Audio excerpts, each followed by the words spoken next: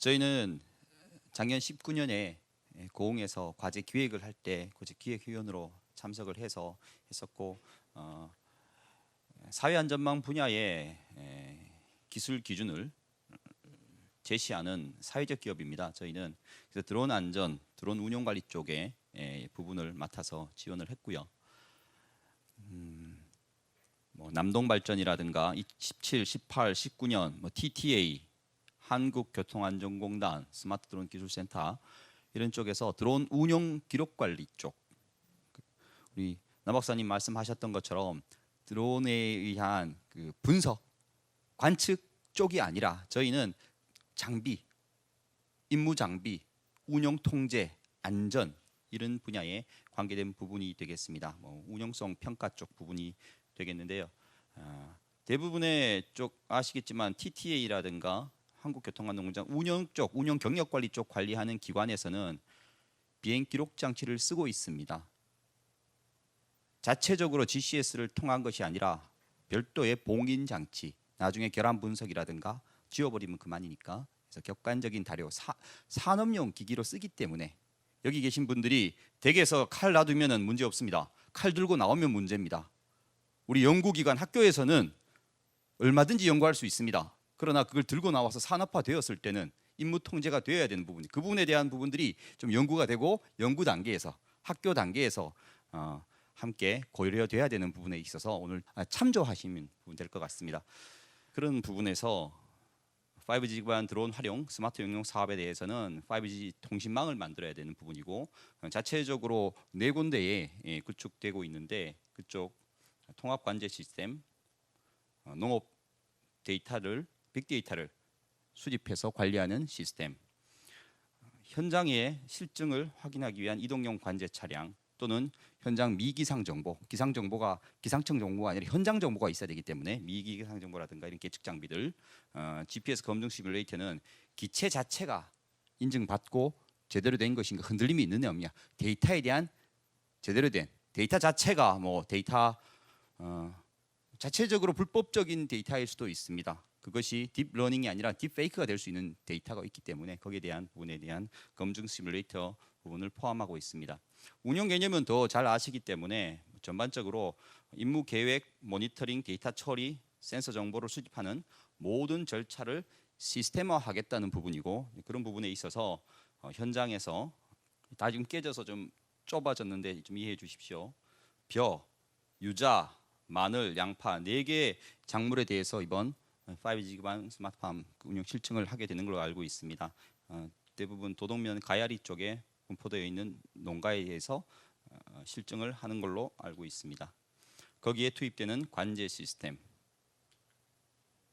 다채널 농업, 그러니까 다양한 데이터를 수집, 저장하는 빅데이터 시스템, 현장 실증용 이동 관제 차량, 검증 시뮬레이터로 되어 있습니다. 이 모든 것들이 그 분석과 작황 관리와 이 표준화와 교수님 말씀하셨던 유찬석 교수님 말씀하셨던 데이터의 표준화 굉장히 중요한 부분 같습니다. 그런 부분에 대한 것들이 이루어진 이후에 스마트 응용 드론 응용을 확산시키는 단계로 진행하는 것으로 알고 있습니다. 스마트팜 드론 운용에 대해서 임무를 항공 촬영이냐, 방제이냐, 어떤 부분인지에 대해서 누가 할 수 있느냐, 어느 지역에 하느냐, 지역 조종사, 드론 기체, 임무 모든 것들에 대한 이력 관리와 업무 지원을 할 수 있는 시스템이 기반이 있어야 운용하는 것이고 내가 가서 막 하겠다. 이것은 데이터 자체가 80%의 시간을 줄이기 위한 시스템이라고 보시면 되겠습니다. 먼저 이게 옳은 데이터느냐. 그래서 현장의 요구가 진짜 해답인데 농업용 방제 드론에 대해서 실제 방역 유무를 확인하지 못했던 부분이 있습니다. 교수님도처럼 생산기술연구소에서 하셨던 것처럼 실제 하는 것을 검증하기 위해서 현장에 쓰이고 있는 것이 비행 이력을 산출하는데 GCS에서 자체적으로 산출하니까 문제가 되었습니다. 나만 알고 있는 거고 우리 GCS만 알고 있는 게 아니라 객관화되기 위해서는 비행 기록 장치에 비행 데이터를 수집하고 또 계측 정보를 명확하게 위해서 RTK GPS가 있는 몇 센치 차이가 없는 RTK GPS가 탑재된 비행 기록 장치에 비행 데이터를 수집하고 등록 관리하고 임무 수행을 확인하는 시스템이 만들어져서 운용되고 있습니다. 적용되겠습니다. 여기에 대해서는 뭐 인터넷이라든가 모바일로 등록 조회가 가능하고 누구든지 식별, 인증, 기체 정보 관리하는 부분이 있습니다. 오늘 12시부로 드론 사이버 보안 가이드라인이 제시됐습니다. 국토부와 과기정통부에서 합쳐서 오늘부로 키사에서 12시부로 오픈된 게 드론 사이버 보안 가이드입니다. 거기에는 이런 기체 인증, 본인 등록하는 것들, 개인정보 보호, 임무 통제 부분이 있어야만 되는 것이고, 현재까지 지금까지 했던 것들은 그냥 해왔지만 오늘 이후 가이드라인이 만들어진 이후에는 모든 데이터가 불법 데이터가 될 수 있지 않습니까? 불법 빅데이터, 허가받지 않는 개인 데이터가 되어버리는데 이런 부분들을 다 고려하셔서 해야 되고, 이런 부분들에 대한 것들이 다 시스템화되어 있습니다. 조종사, 드론 이런 걸 등록 관리를 하고, 또 말씀하셨던 것처럼 실시간으로 보는 부분도 있지만 사후 분석도 할 수 있게 고도라든가, 실시간으로 위에 보면 고도가 잘 나오지 않는 부분도 지나치면 모르는 부분이 있습니다. 해서 뭐 벼멸규를 친다, 2m에서 쳐야 되는데 4m에서 훅 쳐버리고 가버렸다, 그런 것들, 어떤 약재를 언제 쳤고, 그날의 바람이 어떻고, 누가 쳤고, 몇 번을 쳤고, 약재가 무엇이고, 이런 모든 것들을 등록 관리하는 시스템을 적용해서 이것이 사전 전처리 된 데이터를 기반으로 사후 분석하는 것들이 되겠습니다. 관련된 것들이 계정 등록되고 관련되고, 비행 가능 구역까지, 그날의 구역마저도 다 그날 미기상에 따라서 지치되는 것들입니다. 비행 기록 장치, 지문 인식을 통해서 개인정보 보호도 있고, 또 교통안전공단에서는 각 조종사별로 얼마나 조종을 많이 했다, 그들이 데이터 값으로 해서 잘 했다도 있지만 얼마나 많은 경험이 있느냐, 이것도 중요한 정보입니다. 비행 경력을 산출해서 또 그 수준도 뭐 값도 명해지니까 그런 부분에 대한 것들도 있습니다. 여러 그 구성품들이 있고요. 그렇습니다. 이런 부분에 대해서 오늘 참조하시라고 뒤에 장표를 준비했습니다.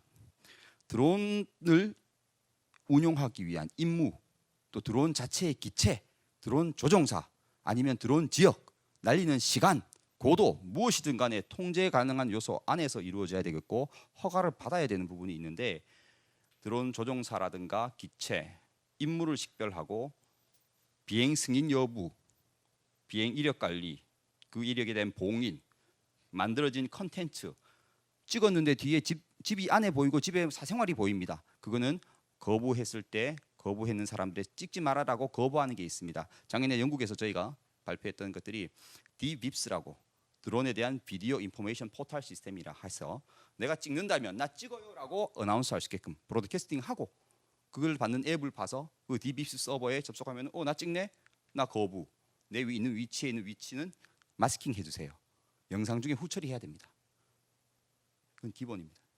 그것 하지 않고 내 마음대로 하겠다, 그건 이제는 안 되는 겁니다. 이 사업의 지속을 위해서, 이 산업의 지속을 위해서라도 지켜야 할 땐 지키고, 할 건 하고 조치해야 되는 부분들이고, 지금까지처럼 마음대로 그냥 하고 하는 것이 아니라 여러 컨텐츠 관리에 대한 부분, 것까지 컨텐츠가 어디에서, GPS에 어디에서 150m 이상에서 찍힌 영상도 보였습니다.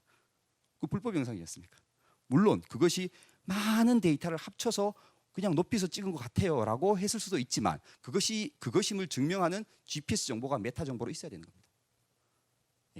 아니라고 우길 게 아니라, 그러면 괜히 뭐 소송 걸릴 필요 없지 않습니까? 메타 정보를 가지고 있는 것들이 대한 비행 이력 관리에 대한 부분들이겠고, 식별 표준화, 허가받은 것인지, 아군인지 적군인지. 고흥 나로 우주기지가 옆에 있습니다. 여기 나로 우주기지에 가가지고 어떻게 해야 돼 이거? 저거 농민이 아이고 기분으로 나로 우주기지에 날려서 영상을 촬영한다, 어떻게 할 겁니까? 막을 수 있습니까? 그런 부분에 대한 것을 뒤에 좀 설명을 드리겠습니다. 드론에 대한 운영 이력 관리 정보 공유 포털을 구축할 예정입니다.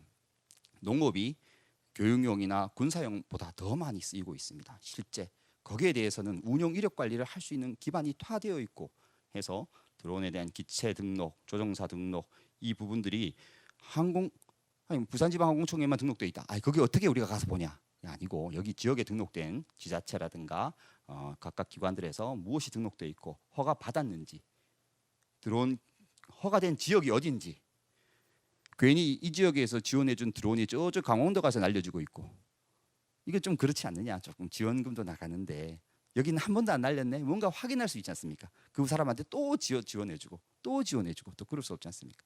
전체적으로 봤을 때 분석 조회, 교육 자격 관리하는 운영 이력 통제 기반이고 기체에 대해서도 관리를 해야 되는 부분이 있습니다. 이것도 현장의 요구에 있어서 만들어졌고 TTA하고 해서 전남에 드론 거점 사업을 하면서 내년문에 부품 이력 관리 사업이 진행이 됩니다.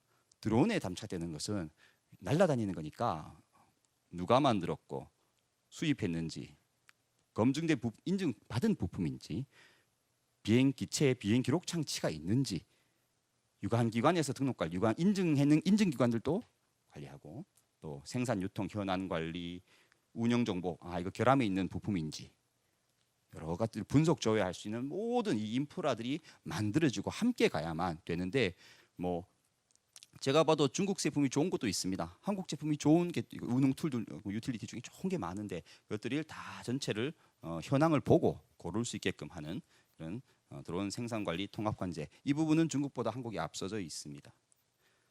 예, 또 이런 드론의 요소 중에 비행 기록 장치가 포함되는 자전거도 키가 있는데 드론에 키가 없으면 안 되죠. 지금 전원 키면 다 됩니다. 허가 받은 인증 키가 휴대폰에 다운받아서 제공돼야만 켜지게끔.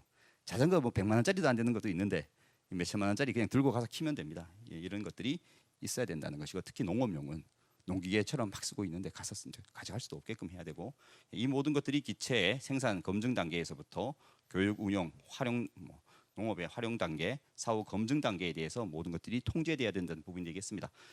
기니까 줄이면은 저희 드론산업진흥협회에서 작년에 원안 제출한 것이 비행 기록 장치를 달아라 산업 표준으로 펌웨어 FCC에서 비행 기록 요령을 넣어라라고 하면 시장을 장악하고 있는 DJI가 들어주지도 않을 것이고 또 국내 업체의 많은 오픈 소스 기반으로 만든 업체들이 다 따라 할 수도 없습니다. 그럴 능력도 없고 그렇기 때문에 기본적으로 비행 기록 장치에서 객관적으로 공인 관리를 하겠다. 또 두 번째 원안 제시한 것은 기체 고유 식별 번호를 기체에 탑재해라. 기체에 뭐 붙이고 옛날 얘기 하지 말고 오늘 드론 보안 가이드 사이버 보안 가이드라인에 드론에서 기체 고유 식별 번호를 가지고 있어라라고 명시가 되었습니다. 오늘부로.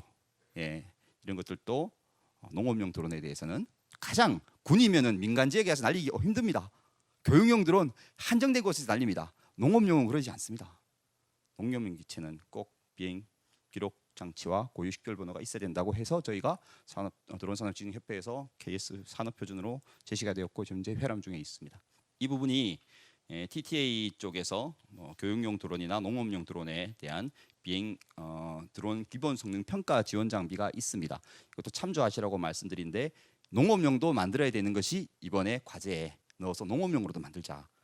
좀 안타깝게도 드론 교육장용만 만들어졌습니다. 드론 TTA에서는 농업용은 아직 만들어지지 않았습니다. 이 분야에 대해서도 가장 수요자가 많고 현장 요구가 많은 쪽에서 만들어야 되지 않겠나 싶고요. 드론 비행 경력 시스템도 저희 회사에서 한국교통안전공단에 비행 기록 장치를 저희가 제시했습니다. TTA도 그렇고 다 저희가 구축을 했는데 이 부분도 의무화가 진행 중에 있습니다. 지금 오늘 방송이 된다니까 설명 못 드리지만 이제 군용 관련된 이런 것도 있습니다. 좀 이따 보여드리겠습니다. PAV 블랙박스라든가 고중량 드론에 대한 블랙박스가 항공기의 블랙박스 기능과 산업용 드론의 블랙박스의 장점을 활용해서 만들어지고 있고 운용되고 있습니다. 이것도 임무 통제가 되고 있고 등록 관리가 하는 부분이 되겠습니다. 어촌용 통합 관리 플랫폼도 농촌용과 같이 관련된 부분들이 환경미화, 드론 배송, 감시, 드론 관광 이런 것들이 진행되고 있습니다. 드론 비행정보 통합 관리 시스템, 드론 기본 성능 평가 지원 시스템, RTK 기반의 비행 기록 장치 이런 부분들이 시작품이 제작되고 있고 드론 기체에서 마블링크를 통해서 아니면 UAV 캔이라고 해서 자체적으로 연동을 해서 하는 것이 TTA와 저희랑 해서 원래 시작품이 제작이 되었습니다. 서로 다른 기체라 하더라도 이런 부분들은 표준화되어서 데이터들을 가지고 오세요. FCC에 있는 정보도 우리가 많은 데이터가 있으니까 가져와서 비행 기록 장치가 객관적인 비행 기록 장치가 봉인하고 위치 정보라든가 또 표준 타임 클럭이라든가 이런 부분들을 가져와서 포렌식할 수 있게끔 결함 정보를 객관적으로 분석할 수 있게끔 하는 부분이 있겠습니다. 이 부품 이력 관리 내년에 하는 사업이 되겠습니다. 유해 야생동물 감시 체계 부분도 전남에서 많이 요구가 있었습니다. 멧돼지, 야생 조수, 멧돼지가 로드킬을 당하고 뭐 전방에 있는 멧돼지가 탈북을 하고 해서 탈북 멧돼지 관리는 해야 될 거 아닙니까? 그 바이러스 아프리카 바이러스도 있고 하니까 멧돼지에 대한 포획 관리 지원 부분도 멧돼지 분포도라든가 언제 나타나고 언제 포획하고 또 쫓아가는 사냥개들의 목에 GPS를 달아서 도주로가 추정로가 사실은 도주로가 되는 겁니다. 그 데이터베이스를 가지고 있고 잡은 돼지가 100kg 이상 되는 돼지를 고중량 드론으로 또 날라서 한 곳에 모아서 이런 전반적인 부분들이 또 이번에도 전남 지역 고흥 지역에도 야생 그 멧돼지 문제가 많아서 이 부분도 이 과제에 포함되어 있는 것 같습니다. 야생 멧돼지가 어디에 출면 GPS를 찍고 거기는 위험 지역으로 분류를 하고 예찰을 하는데 거기에 데이터베이스화 해서 하고 이런 실질적인 요구 사항이 근본 스마트팜 5G 기반 드론 스마트팜에 대해서 하는 부분이 되겠습니다. 안동 얘기가 많이 나왔는데 저희가 그 안동에 대마 재배지 관련 드론을 납품을 했습니다. 여기는 뭐 향정신성 아까 교수님 가신 것 같은데 그 결손되는 것들도 확인하고 하는 게 있다면 오늘 배울 게 많은 게 이런 부분들도 카메라 찍어서 생육 환경에서 마약류들이 커가는 부분들 얼마나 또 없어지느냐 누가 가져가느냐 하게 포기수를 체크한다면은 굉장히 좋은 시스템이 될 것 같습니다. 저희는 드론으로 사진만 찍어서 근거를 납입 두는데 보고 들은 것만 가지고도 적용할 게 굉장히 많지 않을까라고 싶고요. 마지막으로 제가 그 뭐 여러 가지 이 아이템들이 있지만 몇 가지 생각을 좀 잘못하고 있는 부분들에 대한 것에 대해서 좀 얘기하고 싶었는데 5G 기반에 대한 농업에 대한 현실적인 부분이 있습니다. 아직까지도 많이 힘들고 5G 기반 자체적으로 테스트하는 부분에 있어서는 자가망을 구축해야 된다고 생각합니다. 월미도 같은 경우에도 아주 안 좋은 통신 환경입니다. 배들이 많고 레이더 기지도 있고 거기에 자가망 5G망을 구축을 했습니다. 열차 신호 제어용으로 저희가 구축을 해드렸는데 자가망으로 구축하는 것들도 당분간 과도기에는 큰 비용도 들지 않고 오히려 뭐 큰 비용이 와이파이망으로 구축하는 거니 5.8기가대니까 속도도 거의 비슷합니다. 그래서 그런 형태에서 테스트 환경을 요구하는 것들 만들어가는 것들도 좋지 않을까. 5G 3.6기가대, 3.3기가대 쓰는 것보다 5기가대가 더 낫지 않습니까? 더 속도도 빠를 수 있고 검증되었고 안정적이니까 그런 부분도 테스트 환경도 먼저 좀 검증된 테스트 환경 안에서 우리가 이 서비스들을 지금 고민해가는 것들이 맞을 것 같고 또 5G망에서 제어가 안 되는 경우가 있습니다. 뭐 고압 전송로 뒤쪽이라든가 전자장 전기장이 있는 곳 뒤에는 제어도 되지 않습니다. 그러면 어떻게 할 것인가?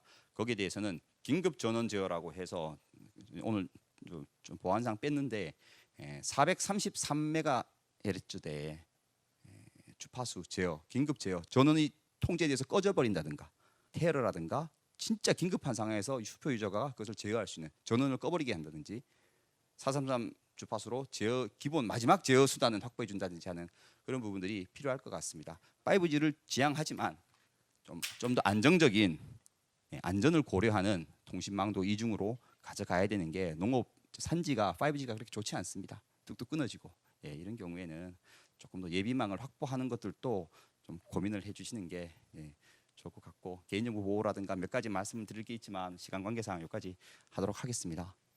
감사합니다.